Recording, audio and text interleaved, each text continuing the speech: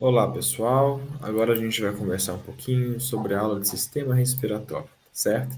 Então, quais são os nossos objetivos, né? O que vocês têm que saber depois da aula de hoje? Primeiro, entender uma divisão geral do sistema respiratório, tá? E reconhecer as principais estruturas do nariz, da faringe, da laringe, da árvore traqueobronquial e dos pulmões, né? A gente vai passo a passo nisso daí. Então, qual que é a divisão geral do sistema respiratório? Basicamente, a gente consegue separar as vias aéreas, né, em vias aéreas superiores e vias aéreas inferiores, tá bom? E como que a gente vai enxergar essas estruturas dessa forma? A primeira parte em que a gente vai ter do sistema respiratório é o nariz. É o nariz, a cavidade nasal, a faringe, né? A faringe é essa região aqui no fundo do nariz, no fundo da boca, né? Das cavidades oral e nasal, indo aqui em direção mais profunda da garganta, né? E depois passando aqui pela laringe, né? Que é uma estrutura de cartilagem, adentrando aqui esse tubo, que é a traqueia, depois se dividindo aqui nos brônquios e os brônquios entrando aí nos pulmões finalmente, né? O que é uma via aérea superior? É basicamente aqui a cavidade nasal e a faringe. Da laringe para baixo, a gente vai começar a ter o que a gente chama de vias aéreas inferiores, tá certo? Então vamos lá. Aprofundando um pouquinho aqui estruturas de cada uma dessas regiões, primeiro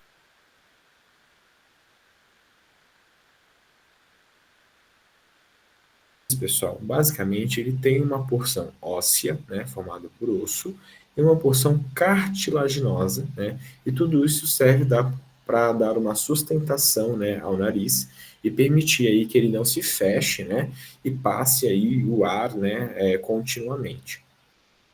Então, basicamente, essa parte óssea aqui, formada pelos ossos nasais, né, parte aqui da maxila, né, essa parte toda aqui no fundo, né, do nariz, ela é bem rígida, é a parte do esqueleto ósseo. E a região mais anterior, mais na frente do nariz, é o esqueleto cartilagíneo, né, que é feito por cartilagens e tem maior mobilidade, tá certo? E isso é muito importante para dar essa estrutura, e quando o ar vai passando pelo nariz, aí ele vai sendo aí umidificado e aquecido, né? Quando a gente entra pelo nariz, a gente vai ter toda essa região aqui que a gente vai chamar de cavidade nasal como um todo, né? E existem algumas estruturas específicas. Aqui, este primeiro orifício, onde a gente vai entrar aqui para a cavidade nasal, né, vai fazer essa transição do nariz externo para a cavidade nasal, este orifício é chamado de narina. Depois que a gente adentra pela narina, a gente entra nessa região aqui, ó, essa reentrância, que é chamado de vestíbulo nasal. Vestíbulo nasal. Nessa região aí que ficam pelos, né, pelos no nariz e tudo mais, que serve aí para tanto uma proteção mecânica, né, quanto um certo filtro, né, um certo filtro que faz essa proteção. E a cavidade nasal como um todo, né, pessoal, ela tem algumas estruturas mais específicas. Se a gente cortasse aqui bem no plano mediano, né, o nariz bem no plano mediano, nós veríamos apenas nessa região um septo ósseo, né, o septo nasal. Quando a gente corta um pouquinho mais para um lado ou para o outro, né, ou seja, um plano sagital, é esta visão que nós temos, né? Então, tanto do lado direito da cavidade nasal quanto do lado esquerdo, a gente consegue ter estas estruturas sendo mostradas. Vejam que existem essas proeminências aqui, ó, na mucosa nasal. Essa daqui embaixo, essa daqui embaixo. Essas três estruturas são proeminências aí, são proeminências ósseas que são cobertas aí por mucosa, né? Essas estruturas são chamadas de conchas nasais, né?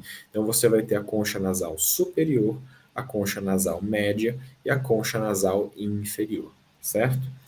E entre essas conchas, né, entre elas existem espaços, ó, você consegue ver que existem espaços, e esses espaços são chamados de meatos nasais e acompanham as conchas. Então você tem o meato nasal superior, o meato nasal médio e o meato nasal inferior, certo? E é por esses meatos, né, que o ar passa, então ele entra aqui pela narina, pelo vestíbulo, entra na cavidade nasal como um todo, e o ar vai passar aqui pelos meatos nasais em direção aqui ao fundo da cavidade nasal, tá bom? Nessa região aqui do fundo da cavidade nasal, vocês conseguem reparar que existe um buraquinho aqui, ó. Um buraquinho, um ósteo. Isso daqui é o que a gente chama de osteofaríngeo da tuba auditiva, ou simplesmente ósteo da tuba auditiva. Para que serve esse buraquinho? Ele dá, né, comunicação com a orelha média. Então, lá no meio da sua orelha, onde tem aqueles ossinhos lá que vão vibrar para transmitir a onda sonora e você poder permitir a audição, né? Lá dentro da orelha média existe também um outro ósseo que vai comunicar com esse daqui que está no fundo do seu nariz, né? Através da tuba auditiva. Para que serve esse ósseo nessa tuba auditiva? Para equalização de pressão. Então, quando vocês, por exemplo, estão descendo a serra, né, descendo de altitude aí, de carro, enfim, ou de avião, o que às vezes acontece? A diferença de pressão que vai acontecendo, porque aumenta a coluna de ar em cima de você, aumenta a pressão do ar em cima de você à medida que você desce a serra. Essa pressão do ar vai empurrar o seu tímpano, a sua membrana timpânica, né, de fora para dentro. Isso vai fazer com que ela fique tensa e, portanto, vibrando menos. E se ela vibra menos, ela conduz menos, né, a onda sonora, o som. E por isso que quando você está descendo a serra, fica com a sensação de orelha tapada, né? Fica tampada e você não fica abafado e você não escuta direito. Aí você começa a mastigar um chiclete, a movimentar a mandíbula, né? Tudo para o quê? Você poder movimentar essa região aqui do fundo, que tem músculos, né? E daí você conseguir fazer com que esse buraquinho se abra e entre ar nessa tuba auditiva para poder ir lá tirar a pressão de dentro da orelha média e liberar o tímpano para voltar a vibrar, tá bom? Então essas são as primeiras estruturas que vocês têm que observar aqui. Além delas, né, quando a gente olha em volta da cavidade nasal como um todo, vocês podem reparar que existem essas estruturas aqui que estão pintadas, né, representando cavidades de ar, né, dentro dos ossos do crânio. Por isso que os ossos do crânio, né, são chamados aí de ossos pneumáticos, né? Porque veja aqui nesse raio-x, toda essa região aqui onde está de cor preta, preto no raio-x quer dizer ar, né? Quer dizer ar. Então, todas essas regiões aqui, onde você tem uma região mais escura, acinzentada, preta, é porque temos ar no interior do osso. Então, essas cavidades aqui dentro dos ossos, né, que tem ar, são chamados de seios paranasais, tá certo? Daí a gente parte para as estruturas e partes da faringe, né?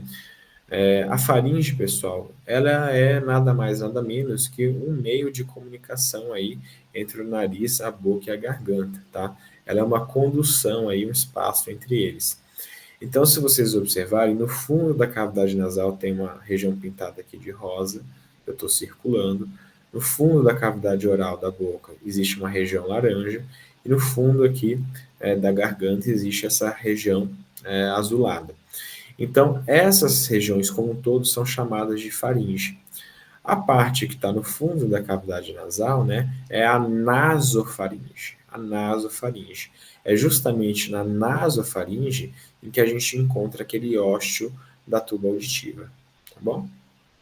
Daí, no fundo da boca aqui, né, logo inferiormente à nasofaringe, temos a orofaringe, a orofaringe. E logo abaixo, inferiormente, nós vamos ter a laringofaringe ou hipofaringe. Laringofaringe porque está muito próxima dessa estrutura aqui, né, próxima do gogó, que a gente chama de laringe, né, de laringe. Tá certo? Então são as três partes que vocês têm que saber de superior para inferior. Daí vamos de fato falar da laringe, né? A laringe aí ela é uma estrutura composta aí por uma série de cartilagens, como vocês podem observar, né? E essas cartilagens servem também para dar o quê? Estrutura, né? Estrutura à via aérea e você poder não fechar ela, né, em momento algum e o ar passar continuamente. A laringe ela é composta aí por 9 cartilagens ao todo, né? Todas localizadas aqui na altura do seu gogó, que a gente chama, né? Popularmente. né, que o pessoal chama de pomo de Adão, né, principalmente no sexo masculino, que essa pontinha aqui é mais proeminente, né, isso daqui é a laringe, mas também é palpável, tá, no sexo feminino. Muito bem. Essas cartilagens aqui tem três mais importantes aí que são principais, né, que dão mais estrutura para vocês conhecerem aí no geral. A primeira delas é essa cartilagem aqui, ó, que é a cartilagem tireoide, né? É nela que fica essa pontinha aqui, que é a proeminência, né? A proeminência laríngea, né? Chamada popularmente aí de pomo de Adão. Essa é a cartilagem tireoide. E logo abaixo dela existe essa cartilagem aqui no formato de um anel, que é chamado de cartilagem cricoide, tá? Cricoide. A cartilagem cricoide ou cricóidea, né? Ela vem logo abaixo.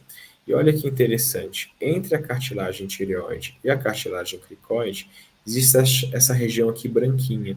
Essa região branquinha aqui, né? Ela é um ligamento, né? Ela é um ligamento de tecido conjuntivo, e é nela que tem aquelas cenas de filme que quando a pessoa tem uma obstrução da via aérea, né, na altura das cordas vocais, alguma coisa assim, vão lá e furam isso daqui, né, e colocam a caneta, aquela coisa toda, né, a caneta Bic, para poder permitir a respiração, né, é nesta região aqui.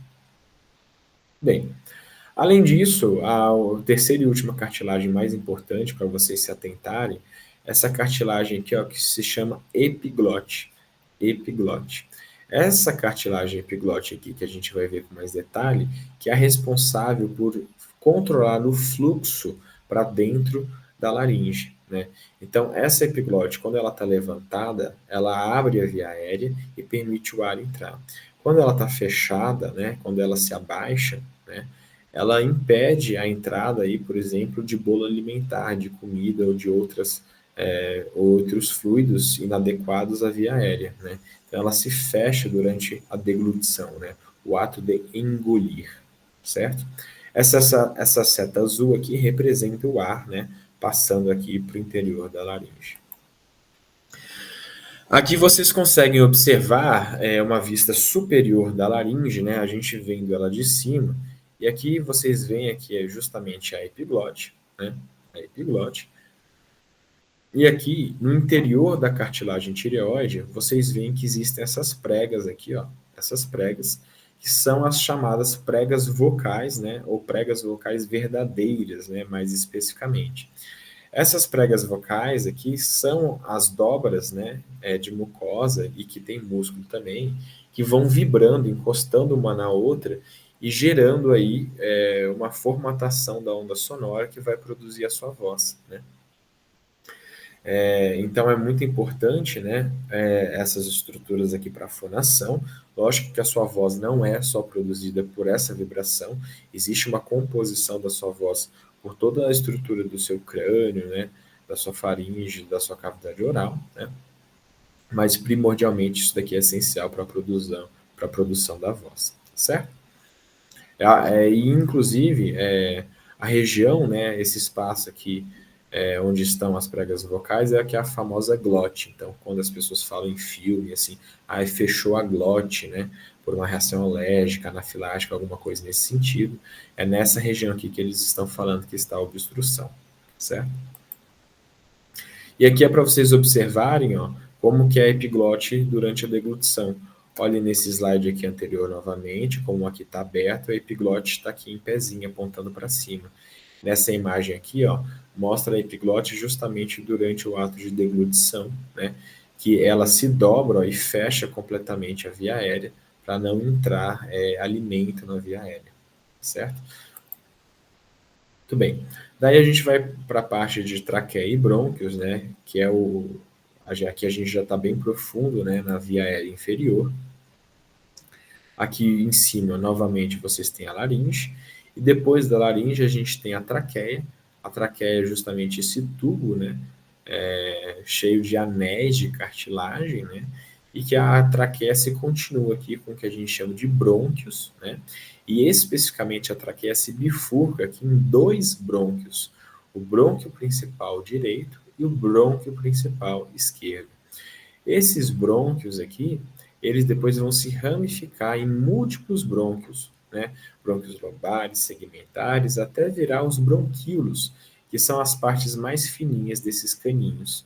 Esses bronquíolos aí depois vão se abrir nos alvéolos, né? Que a gente vai ver que os alvéolos são a parte final, né? São a unidade funcional do pulmão. Bom,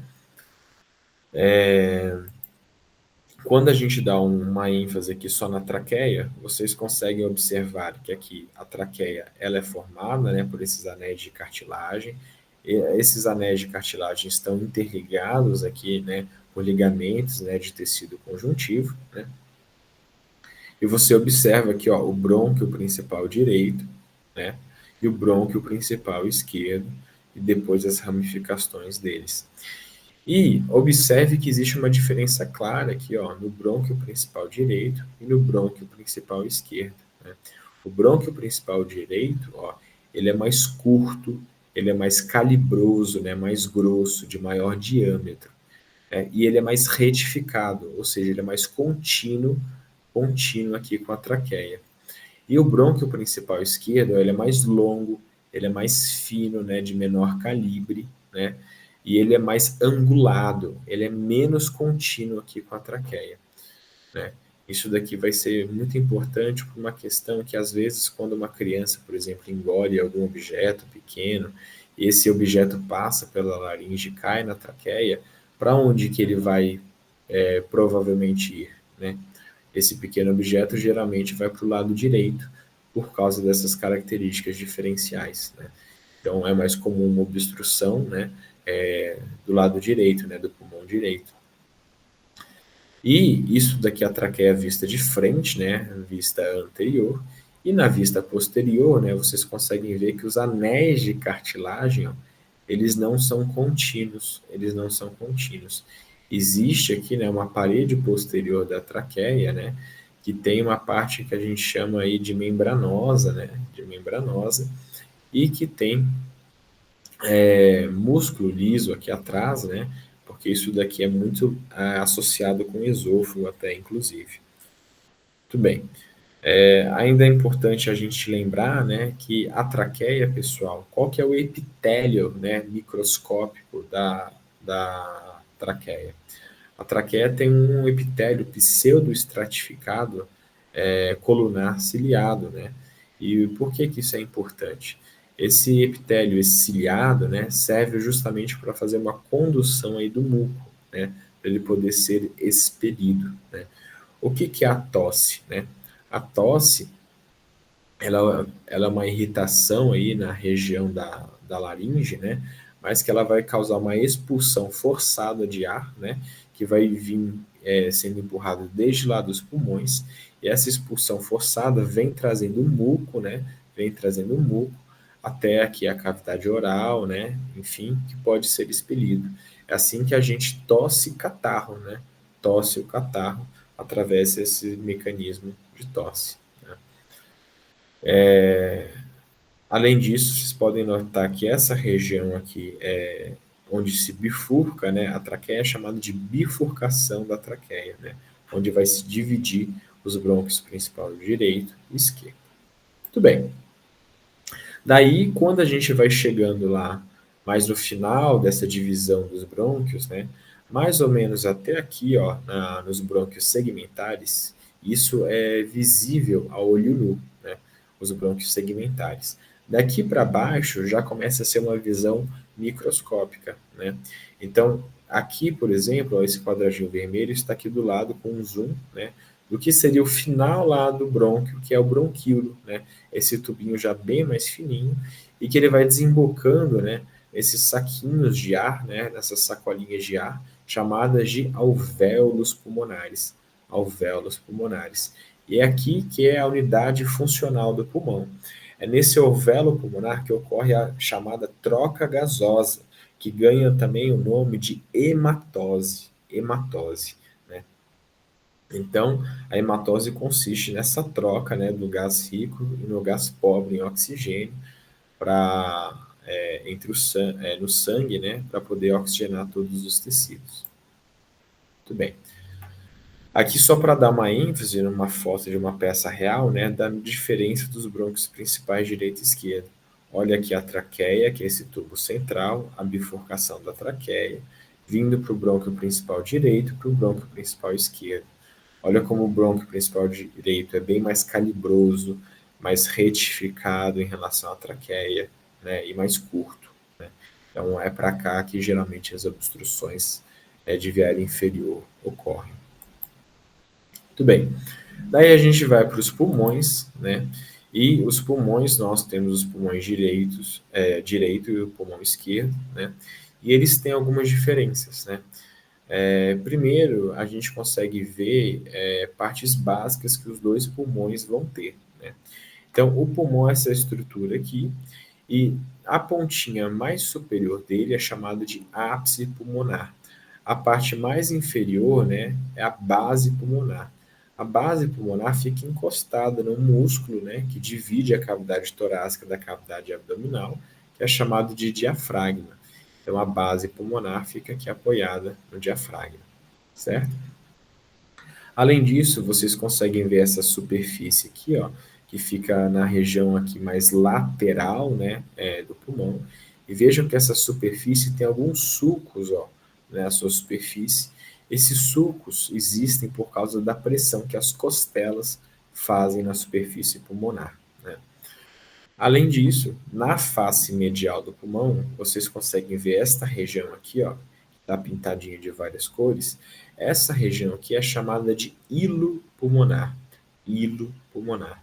A região de hilo pulmonar é por onde entram e saem estruturas, né? Então é por aqui que entram artérias, né? É por aqui que entra os brônquios, e é por aqui que saem as veias, né? Então, essa região aqui de onde entram e saem as estruturas é chamada de hilo pulmonar. Além disso, né, quando a gente pega o pulmão e a gente vê a gente vê que ele tem divisões, né, em partes menores, né? Os pulmões são sempre divididos em lobos, né? Em lobos, são segmentos menores que vão ter aí uma certa independência funcional, porque eles possuem ali a sua própria artéria, possuem o seu próprio segmento de brônquio, né? Especificamente um brônquio lobar, né? Então, observem aqui, ó, que no pulmão direito, ó, você tem esta linha aqui, esta outra linha aqui, ó. Essa linha que vem lá desde cima até embaixo é uma linha profunda que vai separando o pulmão em partes. Essa daqui vai se chamar fissura oblíqua. Fissura oblíqua. E aqui, ó, esta outra é a fissura horizontal. Então, no pulmão direito existe uma fissura horizontal, uma fissura oblíqua, e essas duas fissuras delimitam os três lobos existentes no pulmão. O lobo pulmonar, né, superior, o lobo médio e o lobo inferior, certo?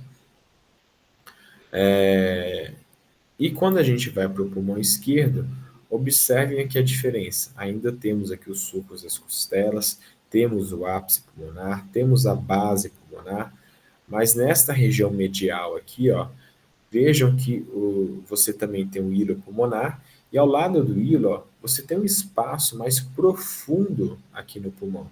Esse espaço aqui é uma impressão, chamada de impressão cardíaca. Por quê? Porque o coração justamente está mais voltado para o lado esquerdo do tórax, né, no padrão anatômico. Então, como o coração está mais para o lado esquerdo, existe essa pressão, essa impressão aqui, né, onde o coração fica, chamada de impressão cardíaca. E como o pulmão, né, esquerdo tem que dividir o espaço com o coração, ele acaba ficando um pouco menor. Olha aqui na vista lateral agora, que não existe, ó, duas fissuras, existe apenas uma fissura, que é também chamada de fissura oblíqua. Fissura oblíqua. E a fissura oblíqua, ela divide aqui o lobo superior e o lobo inferior do pulmão esquerdo. Como a gente aqui não tem o lobo médio do pulmão, né, como é no caso do pulmão direito, existe uma estrutura aqui na região do lobo superior, ó, que é essa pontinha aqui mais embaixo do lobo superior, essa pontinha é chamada de língula, de língula. é uma parte que faz parte aí, né, do lobo superior, né, a língula, que toma o lugar aí do que seria o lobo médio, né, no caso do pulmão direito. Tudo bem. Aqui para vocês verem numa peça anatômica, né, os pulmões, né, um do lado do outro, o pulmão direito e o pulmão esquerdo. Reparem que o pulmão esquerdo aqui ó, tem a fissura oblíqua e o pulmão direito ó, tem a fissura oblíqua e tem também a fissura horizontal.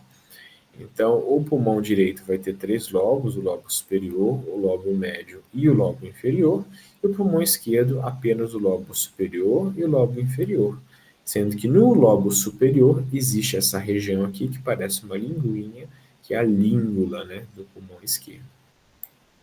Bem, e só por um comentário, é bem interessante que quando a gente vê, né, nas peças cadavéricas e tudo mais, os cadáveres, né, enfim, os pulmões, depois de uma certa idade, eles começam a apresentar essas regiões mais pretas, né, mais escurecidas. Isso daqui é o que a gente chama de antracose, que é uma pigmentação por carvão, por fuligem, né? Então, simplesmente por a gente viver numa cidade metropolitana, com poluição, né, por indústria, por carro, por tudo, essa fuligem, né, ela vai sendo respirada, inalada, e ela vai se fixando aí, né, nos pulmões. E mesmo a pessoa sem ser uma fumante ativa, né, que coloca aí um cigarro em contato, né, com a sua via aérea ou outras substâncias parecidas, mesmo sem ser fumante, a pessoa pode apresentar aqui esse pulmão escurecido. Né? Muito bem. Daí a gente vai para conversar sobre o que é a pleura. A pleura, pessoal, basicamente é uma membrana, né, um tecido conjuntivo que reveste o pulmão, bem grudado com ele, e reveste a cavidade torácica por fora. Né? Então, se a gente pega aqui a cavidade torácica, reparem aqui nas costelas, né, que estão em volta dos pulmões, e os pulmões em si. Existe esta membrana aqui, ó, essa membrana aqui que está esquematizada, está rebatida, essa membrana grudada aqui no pulmão, né, está grudada no órgão, na víscera, é chamada de pleura visceral. Pleura visceral. E essa mesma pleura, né, quando ela está grudada aqui na parede torácica internamente, né, ou seja, essa pleura, quando está grudada na parede, é chamada de pleura parietal. Então, a pleura grudada na parede torácica é a pleura parietal. A pleura, né, a membrana grudada no órgão, na víscera, né, no pulmão, é a pleura visceral, certo? Essas pleuras aí, elas têm um certo líquido, né, entre elas, né, uma pequena quantidade de líquido pleural, que serve justamente para diminuir o atrito, né, durante a expansão e retração aí do pulmão, que provoca aí uma fricção entre essas membranas, e esse pequeno líquido pleural que existe permite um movimento fluido com menor atrito. Né? Além disso, a pleura parietal, ela tem receptores para dor, né? Então, eventuais lesões torácicas, né? Ou inflamações pulmonares, né? Quando acometem a pleura, vão gerar dor aí, né? Durante a respiração, por exemplo. Tá bom? Então, por hoje é só, pessoal. Bons estudos para vocês.